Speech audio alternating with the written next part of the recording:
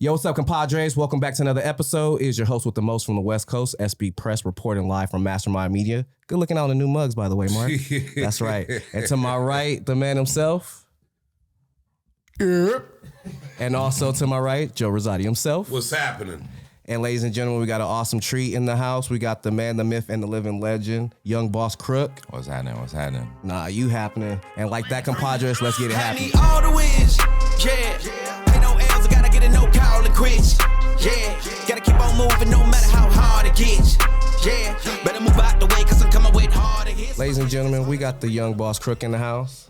What's happening? And I can't say thank you enough, but we're going to say thank you. But yeah, he came with his own brand and gifted us with it. And explain to the audience at home who better be getting on this, what this logo is and what it represents, brother. Sauce Factory, man, it's Welsh. It's just another word for sauce. It's Welsh for sauce. Sauce Factory brand is basically a splash. That's why you have all these unique colors in the brand, because, you get black, you get white, you get all these colors, but nobody really just adds splash and gets attention with their clothing. Right. I think, like I was telling you the other day, I looked up, like what colors are most appealing to the human eye, and it's red and orange, so I factored in orange and all these different colors into my brand, and basically, the concept is just add a little sauce to your everyday wear, a little. I like that, man. You know what I'm saying? Yeah. Eventually, I hope to get to a place where my brand it sounds like a restaurant when you go on to the shop. Like the colors are named after, like ketchup, mustard, avocado, whatever. I want to get That's to a great analogy, man. Yeah, I want to get to that. a point where it's about flavor rather than color and scheme. Right. It's like what do you want to add to your particular style of dress? Ultimately, my goal is to pass this on to my children, and I don't do anything with the mindset of like, oh, I want to be the richest person ever. I just want to make enough money and to live the lifestyle and give the lifestyle to my kids that they deserve.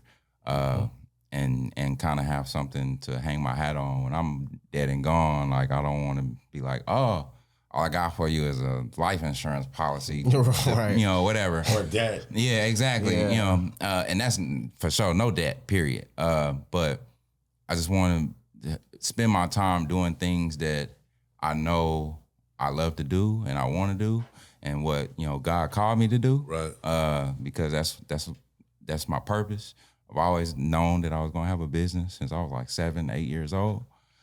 So ultimately, if I don't do it, who else is? Nobody, and my kids got to see me every day doing exactly what I said I was going to do, so that when they grow up and they want to do something, they know like how much work it takes to put in, how often you have to do things, how dedicated you have to be to it. And, ultimately, you got to live the lifestyle that your kids, you want your kids to do. Like you can't be a bum and expect your kids not to be bums. And that's kind of what it's all about. Sauce Factory Clothing Company, LLC. Just making things a little bit better for my life in general and for my kids, and trying to add a little sauce and a little flavor to new era we're in, everybody's trying to start a business and whatnot. I just want to stand out and be different, and I think you've done that, my man. Yeah. And he's very humble as well. I love that. Yeah. I mean, and that comes from, just knowing your purpose, right? Knowing why you're here. Right. My confidence doesn't come from the fact that I've accomplished a lot of things. It comes from the fact that I've made it through a lot of things and I've failed and I'm still here. Right. I've done a lot that wasn't successful, and I'm still doing, trying at least. Right. And I feel like I'm not at where I want to be right now, but at the same time, I'm a lot further along than people that have been doing things for years. And I feel like at the end of the day, like I said, if I don't do it, especially for my family, nobody will. I'm my mom's only child. Oh wow. Yeah. And my kid, like, if I don't change the dynamic of like the direction of my life, or what my mother was given, what she raised me with, then that's what we're going to have, you know. And I want more, so that's why I'm doing what I'm doing. That's why I started the brand, and that's kind of where it's at. Y'all hear that, ComPODres? Get lost in the sauce. Yeah. Get lost in the sauce. Saucefactory.org, SOSfactory.org. If you looking for that, you know. That's right. That's right. Now, before we dive a little bit more deeper into the story of you, we have a dope ass segment called Let It Fly. We put some images back here on this screen. Okay. First thing to come to mind, my brother, let it fly. Okay. All right. Mark with the mastermind, please let it fly. 3, 2, 1. Oh, man. You want to announce who that is? Oh, that's Off-White dude. Ain't it? Yeah. Yeah, Mr. Virgil himself. Oh, yeah. Yeah, Mr. Virgil, and absolutely Rest Off-White. in peace. I guess Man, that's the first thing that came to mind. Off-White. For me, like, yeah. because I'm a part of the shoe community, it's like I kind of felt some type of way saying that real quick. Yeah. Well, I was thinking, you being, in fashion and stuff, this had to be somebody that, came from nothing and started so much. So, yeah. And this the branding, and then his, demise is just terrible. Yeah. The first thing come to mind, when I look at the shoes, the first thing come to mind is like, I'm stepping out, like whatever. Yeah, like, okay. And then when I look over at him, I think like, aspirations, like goals, somebody that you could actually, read what they have to say, listen to what they have to say, and apply it to your particular, niche or whatever your business is, and follow that. I just think, saucy business, you know what I'm talking about? Nice. Yeah. What you got, Pete? Yeah, he was a physical inspiration, man. Like, set trends, created a whole nother culture, another wave, and hopefully it inspires the next person to come up and not just take from what he's given us, but add to what he's given us and stuff like that. There's not too many people that's trying to add to people's legacies without taking away from them. So like, let's just respectfully just pay homage and everything, and understand that moving forward, your favorite designer, your favorite artist, your favorite rapper, whatever it is, they got something like this. Yeah. I got something like this, but I ain't gonna bring them out. Oh no, I mean, he's a GOAT. Yeah. I mean, for sure. Yeah. I mean, when I look up there, I wish I had one of those shoes too. I wore those Air Ones. I got some Air Ones similar to that. Remember I was rocking the other day, P? Yeah, he's the GOAT, man. Yeah. He was fresh. Yeah. What you thinking, Lance? Oh, I was just saying, like I said, dude, I mean, come on, Virgil, man. Yeah. I mean, Off-White. I mean, what more do we gotta say? It took off, started from nothing, just like, and then so. For sure. Yeah. And please rock the stuff right. I'm not trying to be a fashion police or a fashion cop out here and stuff like that, but some of you guys' swag is just bad. So just rock the stuff right when you're rocking it. Pay some respect. Sorry. Yeah. Sorry. I'm gonna start giving out tickets and stuff. Fashion cop out here and stuff. I feel you though. Yeah. It's a lot of that going on, especially on social media. 3, 2, 1. And First thing come to mind is home, man. Yeah, home. What is that? That's Swisher House. Okay. Okay. Swisher House. Man, just thinking about tapes and way back in the day, we used to have like a whole playlist full of Screwed and Chopped. Really what it was back in the day. So look, to give y'all a little insight, when I was a little younger, right? The thing about Swisher House is we used to go get the little mixtapes or whatever. Okay. And they used to have like separate mixtapes. They used to have like a mixtape with like up-tempo music, and then they have like an R&B chopped and screwed. Facts. Take it from me, the R&B chopped and screwed is the best chopped and screwed. Big facts. I don't know how to explain it. It's just a different kind of vibe. I know out here there's a lot of up-tempo music and whatnot, But like since this is, you know, the capital of smoke everywhere, right? If you're not hip to Swisher House, man, go listen to Swisher House, like from back in the day with the R&B jams. Like they have old school jams, like Keith Sweat, all kind of old school artists or whatever. And he would chop and screw those songs. And when I tell you, you know, it's a different vibe. You still get the ladies, and it's just like a rumbling, right. You know, like a boom, boom, you know. Yeah. Like when you say chopped and screwed, it just means you slow down the beat, and it just turns into kind of like that, an effect of It's that's the whole thing. It's about making your trunk rattle rather than knock. You know, it's gonna knock. It's more about the sub just and then as far as the chopping goes, like it just gives you that effect, like, you know. Houston is the home of drink, you know, like like that's what it. Waka waka. The music, the music complements the feeling. Like imagine you got a purple drink cup, you know what I'm saying, and you listening to music, whether it's regular tempo or not. Right. You know, it's like in your head, it's gonna be chopped and screwed. You know what I think though? When he just robbed the cup. It doesn't matter where you grew up, but someone was banging some shit out of their car, and someone had that drink in some cup, no matter what color it was. Yeah. Blue, green, red, white. Yeah. Black, and whatever. Could be purple, could be pink. Yeah, exactly. It just that just went on. Because I'm a little older than all you guys, so I remember back in the day. That's what it was. You hang out, and I still remember. You guys know when I bring this up, banging that E40 out of someone's car, and everybody's got cups out, just chilling. Yeah, I know when you guys are coming to my house when you're halfway up the hill from the music sound. Yeah, if it ain't that purple, I don't know. Yeah, if it ain't that act, I'm good. And back to what P said is like, you know, I do bang the shit out of everything I play. I just bang it. Yeah. I love it. I love seeing that river mirror just vibrating. Yeah. This created a new genre of music, just to be honest with you. Right. You'll hear it a lot in music nowadays, like at the beginning of a song, right?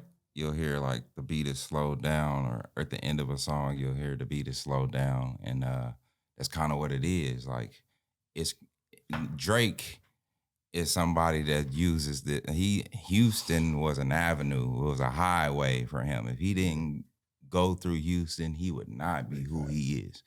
100. Yeah. Jay Prince, UGK, they pretty much made him who he is. And he got a lot of that the gumption and the energy, the music that he produced coming out of that era that he was, you know, in Houston.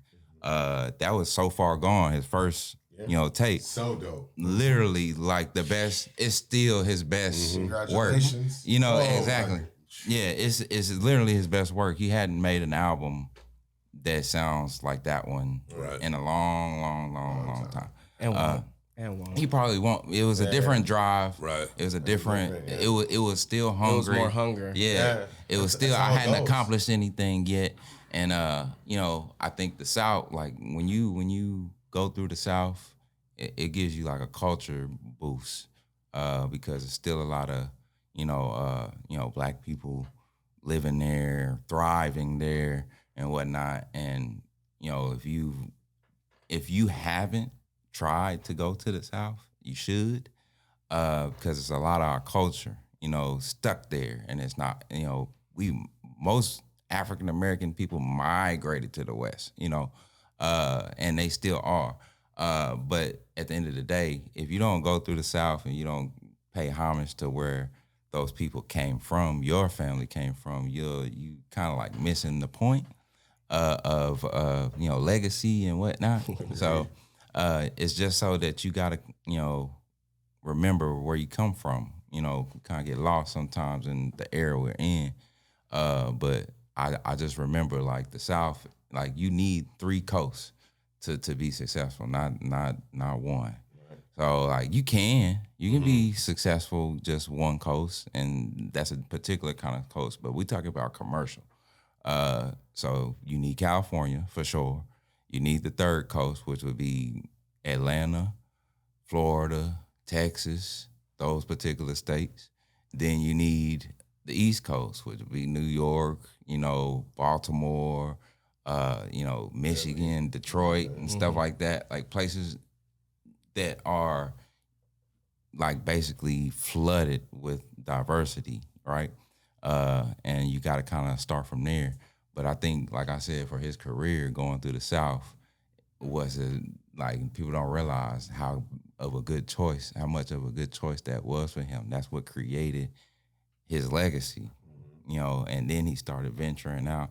Like if you notice, he spends time doing certain particular genres of music. Like he started off with the South, slower singing and stuff. Then he went over, he's done West Coast style music, and he's also been on East Coast style music, Jay-Z, different, So you gotta kind of like me being here, for example, as an artist, I had to get with the and when in Rome, like I can't come here and be like, I'm just gonna make Texas music, right? Right. Like there's nobody. Yeah. But then again, I mean, you say that, but it's like the sports world. You can find a Cowboy fan anywhere. So I think, just my personal thought, I think it could be successful in that type of mindset. Right. Has it been? Not for the Cowboys, no. No, I mean like for an artist. Think about that. Well, we do got The some. only artist I know from Dallas, I think, is old dude from NWA. DLC. Yeah. Like that even got close, came out here, that But he Texas, got though. close to prominently Right. existing out here as a Los Angeles artist from Dallas, right? It like there is no artist from anywhere else is coming to California and outshining a California artist. No. It's not happening. No, it's that's homegrown, so that's like the celebrity. Bars are different. Yeah, the bars are different. It's only celebrity. You know what I'm saying? Like it's only like people from different places. But Let's continue Yeah. with. Oh, yeah, let it sorry flow. about that. But that We was a got good lost. one. Yeah. For sure.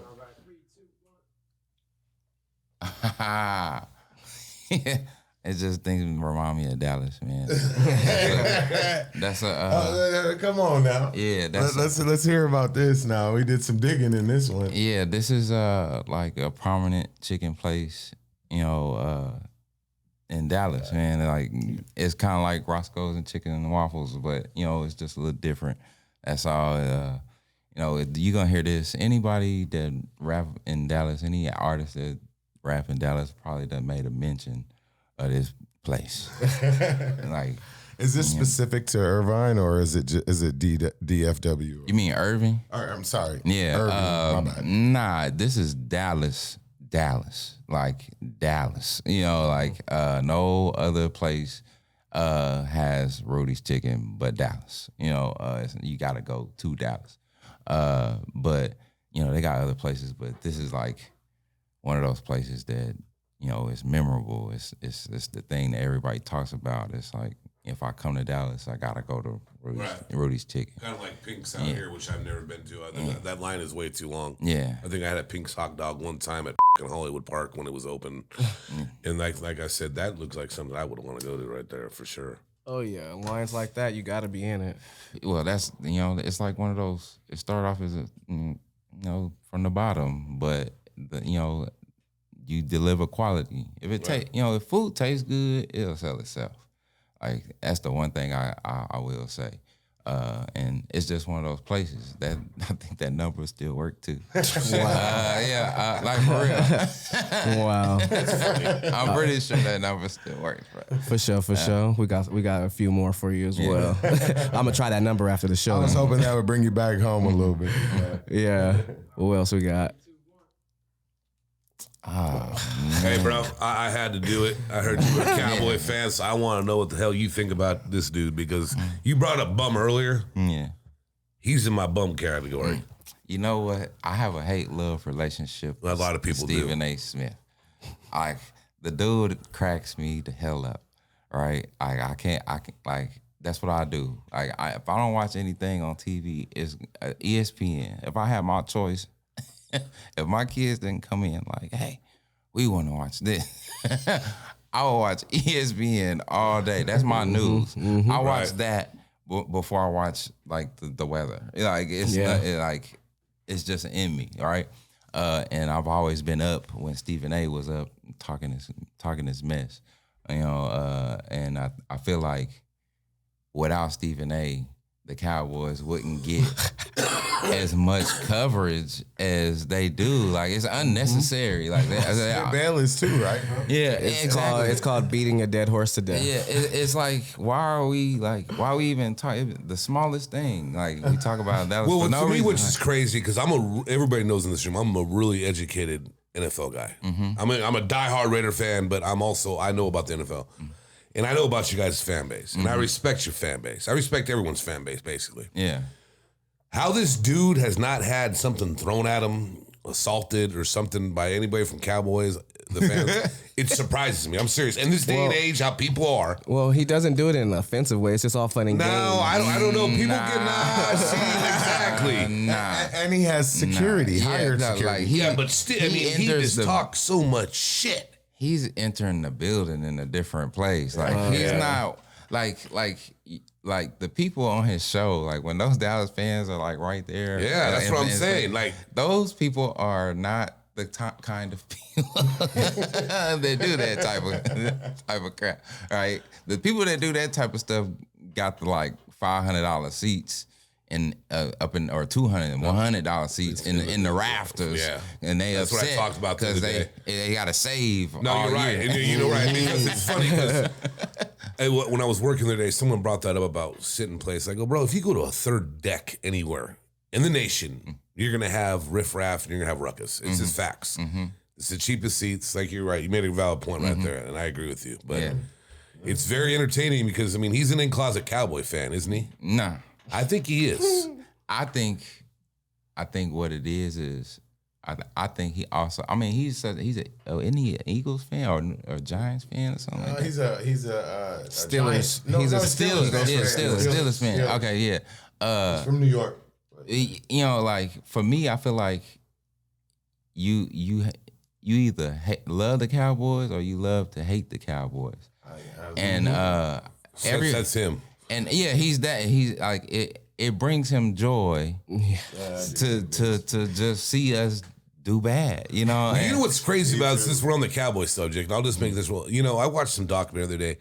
There was a lot of people that hated the Cowboys after how Tony Romo? No. I don't even know. Jerry Jones treated Landry. Oh yeah. How he fired, how they got rid of Landry. I mean, it still goes on to this day. Man, there's a lot of people that they hated that shit. It's a business, man. I know, but back then, the way Landry was. I mean, Landry was up here. But everybody has an expiration date. Jimmy Johnson, though, come on, man. He's the best college coach. Yeah. And then they rattled off Super Bowls. Yeah. And they haven't done shit since. Multiple Super Bowls. Because he did the same thing to Jimmy Johnson later.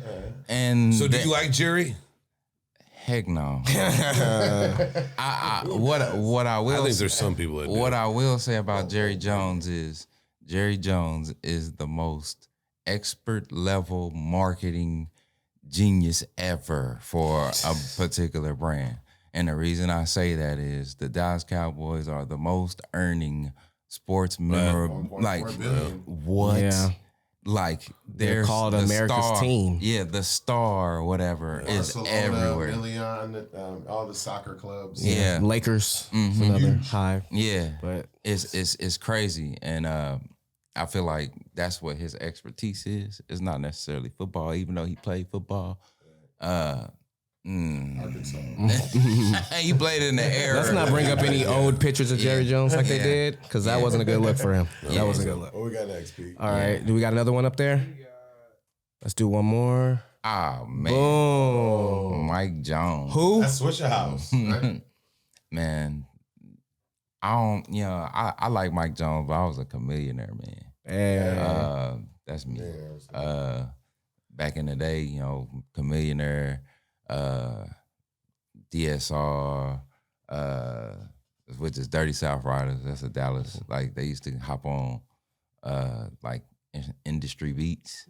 Like same thing Mike Jones and all them used to do. Right. Just hop on industry beats and freestyle and make songs and hooks and stuff in the studio. And it went worldwide pretty much. Fat Bastard, Tum Tum, Big Tuck, Lil Flip.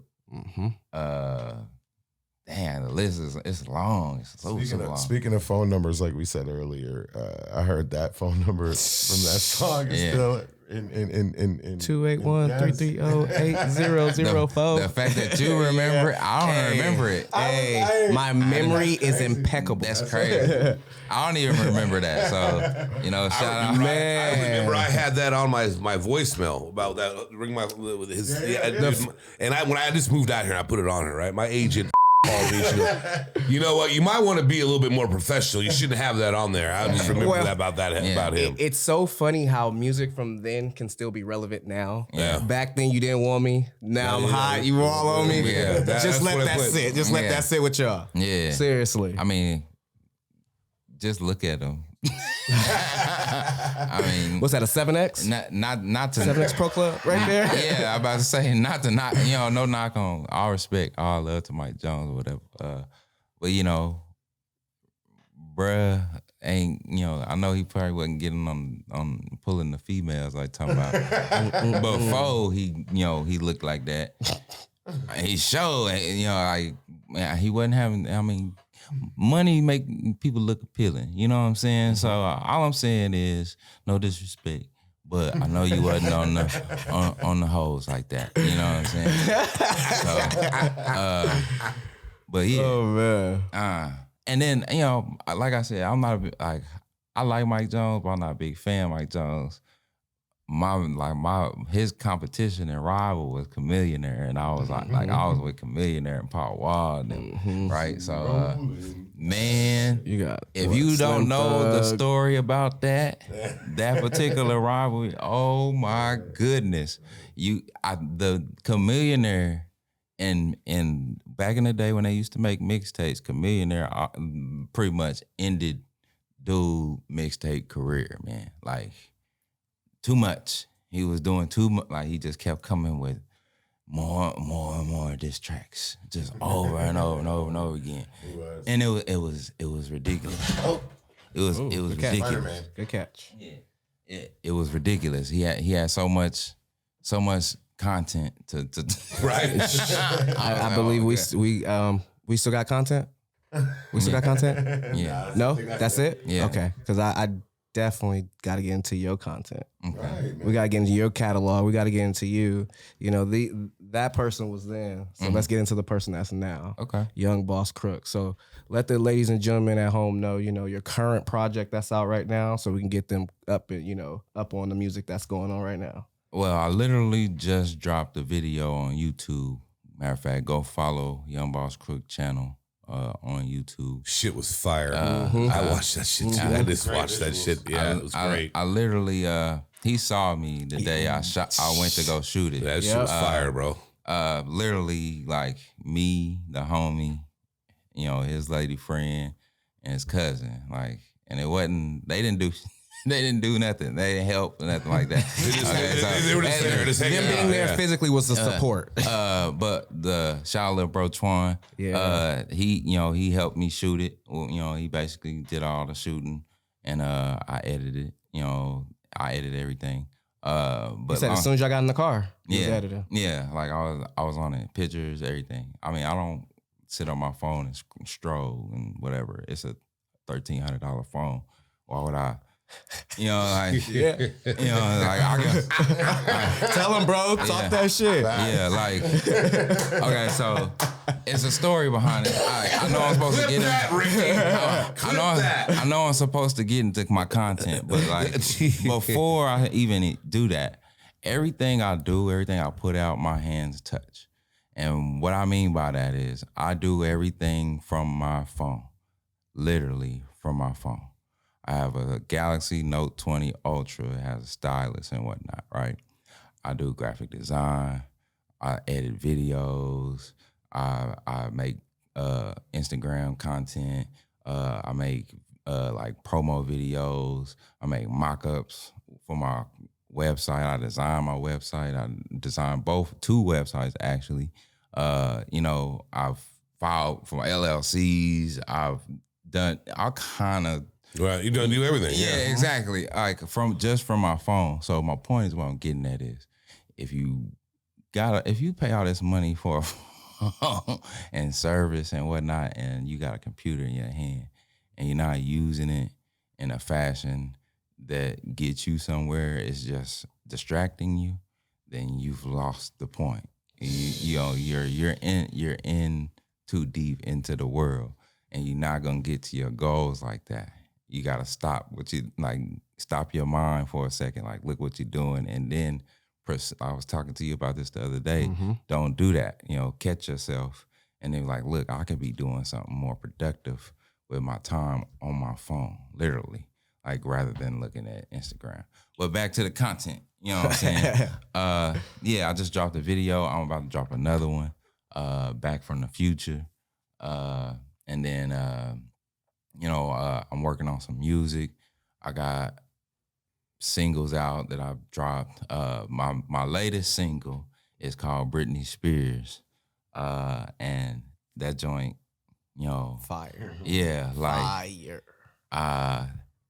It's basically, the concept is like, I keep doing this over, like what I gotta do, like, you know what I'm saying, like what I was going for is like, I've done this already, like, my bad, I had to do it again and again and again and again, because I'm trying to get somewhere, you know what I'm saying, like, so, basically that's where it comes from. Oops, yeah, I did it again. But yeah, I tried to remake. Cool concept. But that's also marketing. Like, you could label a song Jay-Z, and when people type it in, That brings me back to what Mark did. when people type in his name on Google, whatever, guess what pops up? Your song, along with every other video, blah, blah, blah, blah. It's just how it works, Now, it has to be relevant.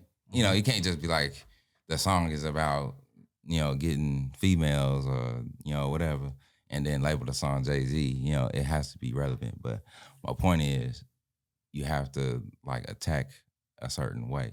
Don't just make songs. You have to, like, make songs and think about the marketing of the song, the concept of the song that you coming up with. Otherwise, you kind of just making mixtape music.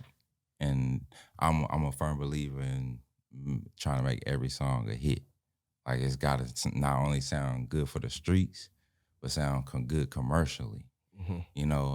It's got to be able to cross those platforms, those boundaries, and diverse boundaries. So, like, not just for Hispanic people or Black people or white people or Asian people. I want everybody to be able to listen to my music and be easy enough on the ears to where they're not like, all he talk about is shooting and killing and blah, blah, blah, blah. I'd rather it be more of a conceptual, take you somewhere type of music, story. Right. You can imagine, it gives you the energy and to imagine where I'm at, where you're going, like relate to what I'm doing. Because it's just regular, everyday stuff that I do that I'm just confident about, and I talk about it. That's pretty much it. Okay. But yeah. Anybody? Because I got one. Go ahead. Go ahead, brother. Who are your musical influences? Everybody I mentioned earlier. Right now, I'm gonna go with Big Crit for one, as far as current, and then J. Cole for one, and then I listen to a lot of my local Dallas artists. I try to keep myself grounded in those particular areas, because I don't want to venture off too far from where I come from. But those people, I don't really like those are like my favorite 2 artists. If I was to listen to somebody and I just had to listen to somebody, like industry wise, that's it. Personally, I don't really listen to a lot of music, industry music. I don't have the time. I don't have time to sit down. Right. I don't have time to sit around and make like listen, like do stuff and listen to music. It's like I don't do that. So, well, I got something to ask you too, man. Why that? Because that kind of goes off what he said.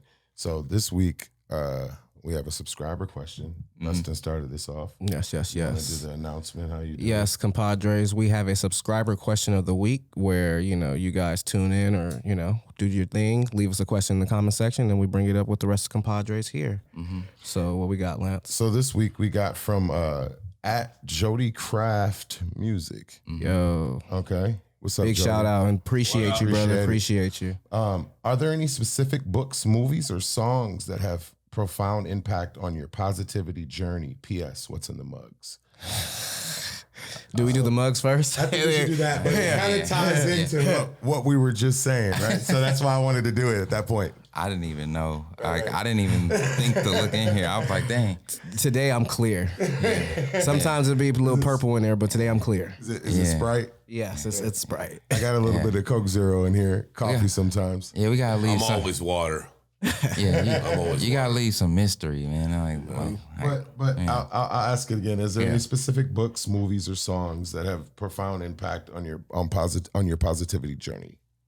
One that comes to mind, Start Late, Finish Rich. Oh. I can't remember the author, but it's definitely a bestseller. It's somebody prominent, but it's Start Late, Finish Rich. And it's basically a book about financial literacy. And it gives a lot of I want to say character trait tips on the types of people that David Batch. David Batch, yeah. Basically, it gives you a lot of scenarios of people, very influential people that, their stories and how they have accomplished things later in life, like 50, 65, whatever, blah, blah, blah, right? And the whole point is it's never too late to pursue a goal or accomplish something. And that's why I always say, this is something I tell the kids that I work with sometimes. I tell them an accomplishment is an accomplishment no matter when you accomplish it. Meaning, don't rush, take your time, do what you need to do. Your time is your time. Whenever you buy a house is whenever you buy a house. Whenever you have kids is whenever you have kids. Whenever you get married is whenever you get married. It's not, stop setting goals with some particular time frame on it, because you never know what God is going. Right. Facts right there, They say make a plan and make them lie. Yeah, exactly. The thing is to stay persistent in the pursuit of that goal, no matter what happens, because it's definitely gonna be a bumpy ride. You just gotta make sure that it's about peaks and valleys, brother. Keep That's your what it's eyes about. on Peaks and valleys. Exactly. What do you think, Joe, About what? about that statement? I love it. They asked us about this. No, I mean, I think, what movies and books inspire me? I would tell you, I would have to say the most inspiring movie to me to this day is probably going to be Shawshank. And it's just because of his whole journey through the whole film. And I've seen that movie so many times. And it's just to see that he didn't do what he did, and he was going to get out of there. It didn't matter what. He was going to get out of there, and he did. And that's just, when you look at that in life, to me, people say you ain't going to be able to do this, you ain't going to be able to do that. Well, guess what? I'm still doing it, and I've been consistent with it, and I'm going to keep trying. I'm going to keep going. No one's going to fucking hold me back, just like him getting through that fucking wall. Yeah. And he got through, and look what he did. He had fun, and he screwed everybody over. That movie's legit. Yeah, he had fun climbing through the shit too. Well, it don't matter. He came thlew that shit, And but they look at still what he use did. that as commercials today. Yeah, That's how exactly. great Yeah. that was. Yeah. You know, break through any shit. Break through all the shit. I mean, that's the way I look at it. Too, bro? Yes. For me, the book, this was given to me at, I think, 18, 19. So I got this relatively. Right. Rich Dad, Poor Dad. Yeah, I've read That was a book. great, That's a great book. book. That's a Great one. Great one. I think everybody should have that book. I have It's in that my book at house. home. Yeah, I have it at home. And I'm going to rethink the movie part because there's a different, you know me, I can say a funny genre or horror. Like, I'm just all over the place when it comes to movies, so I'm going to leave that off. Song. If you know me, you know me. And I'm a Wayne head. Biggest song for me is Sky's the Limit. Yay. That's been the song since 9th, 10th grade. And all the people who know me very, very closely and know if I give you this look, what that mean? Sky's the limit. You know where we going, y'all. Yeah. Nice. What you got, Joe?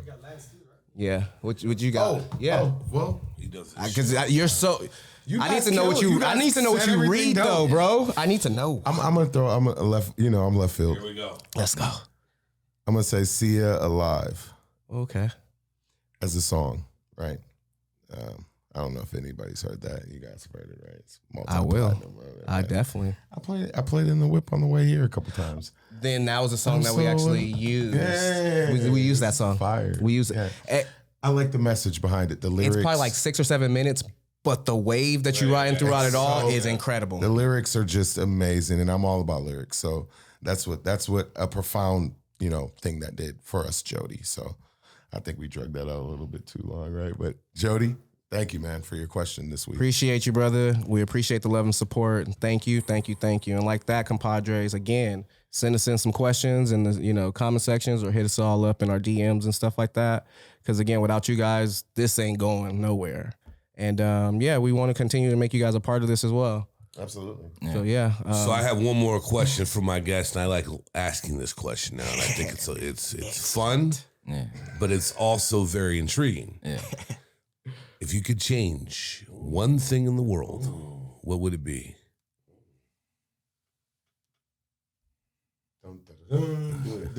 Dun, dun, dun, dun. He's in deep thought. I like this. No, That's a tough no, it's fun. question. It's a good question. It's a tough question. Mark's answer was awesome. Impeccable.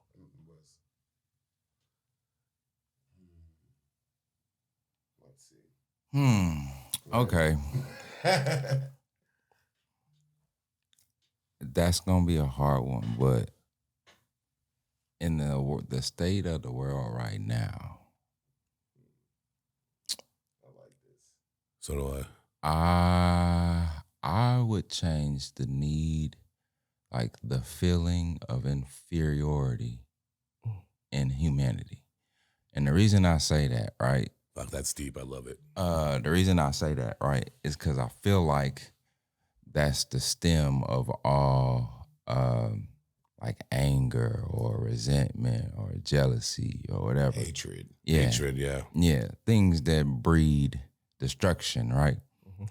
Because, for example, if you're looking at the Bible, the reason why the devil was so consistent with going against what God had planned was because he was jealous and upset that he got kicked out of heaven, right? So you take that and apply that to life, right? Most of the, racism and classism and all that extra crap that people need to feel good about themselves, it stems from a fact that you feel inferior to the thing that you hate so much, right? And that's why, racism is what it is. That's why the world is how it is. That's why the paradigm and the pecking order is how it is because someone or some particular group of people don't want the people to know what is supremely superior or what is who is actually blessed and favored and whatnot, because if we find that out, the world will work better if things are put in the proper positions and people are in the proper positions in the way wealth trickles down and whatnot. When good people have a lot of money, they do good things. Yes, they do. When bad people are in power and they have a lot of money, money only makes you more of what you are. So that's why I say the inferior thing, because that's what drives people. People don't want to feel like someone is doing better than them, or they're in a position that, whatever, they got to outdo this person, step on this person or whatever. And that's kind of where I'm at with that, because I feel like at the root of that's what's at the root of why things have gone the way they've gone for thousands of years. It stems from the fact that somebody hated somebody. pretty much. Yeah. Or people hate people. People have jealous of people. Exactly. Or they want what like think about that. The US would not be the US if we didn't conquer people. And they use propaganda to make our soldiers and us feel like we have enemies and people are not doing anything to us. You get what I'm saying? No, I get totally what you're saying. And I get all the spy, black ops, and we gotta protect the country and all that good stuff. But if you was doing the right thing in the first place, you wouldn't have made them kind of enemies. Yeah.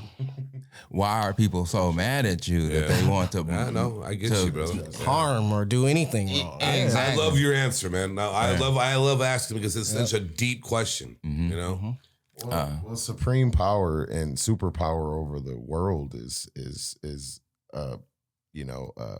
levy that you do not want to break, and something that you don't want to give up as far as power. Yeah. And to what you're speaking of, man, I mean, it's absolutely right, man. It goes back to the beginning of time. Yeah, exactly. Dinosaurs were here 158 million years. How long have we been here for? Yeah, exactly. Like it's the thing about that to me is like nobody really stops and really thinks about if things were different, right? Like we can, if coulda, shoulda, woulda, whatever, blah. But imagine if, I don't even want to say their names on television, but I'm gonna do it. I don't care. Like imagine if like the Rockefellers and all the Fitzgeralds and all those families, right? Imagine if they were actually good-hearted people. Yeah. Imagine if those people were actually not greedy, power-hungry people. Imagine if they actually did things that made humanity better and things like that. Because I look at what's happened over the past few years, a couple of years, especially considering COVID, right?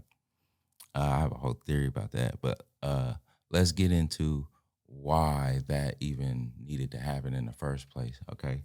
So we have a certain amount of people on the planet. The world, the people that own the planet can't make as much money with too many people on the planet. Mm-hmm. They need the space. They need the opportunity and the rarity, because there's already enough, right?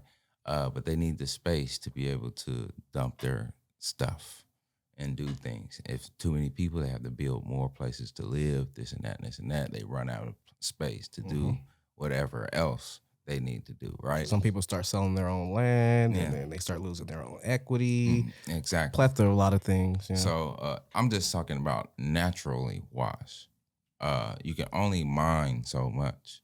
You can only dig so far before you mess something up. You can only do so much, and they need the space to do that. They know where they can drill at. They know where they can do that. Yeah, exactly. Right?